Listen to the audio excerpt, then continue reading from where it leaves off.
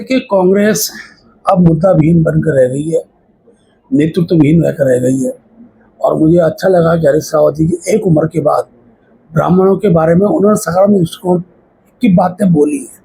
मुझे नहीं लगता उनका दल ब्राह्मण समाज के प्रति क्या भाव रखता है, लेकिन इस उम्र में जातिवादी राजनीति की चर्चा करके देवभूमि के जो वातावरण, देवभूमि का जो स्वरूप है, उस स्वरूप पर कम से कम इतनी हल्की टिप्पणी हरीश रावत जैसे नेता को नहीं करनी चाहिए।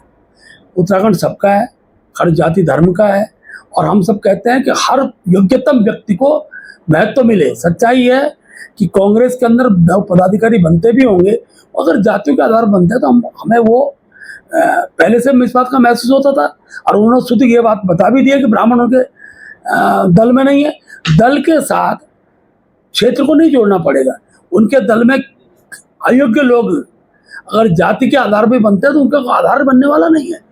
भारतीय जनता पार्टी में योग्यता के आधार पर हर जाति धर्म के व्यक्ति को स्थान मिलता है, और भारतीय जनता पार्टी सबकी पार्टी है।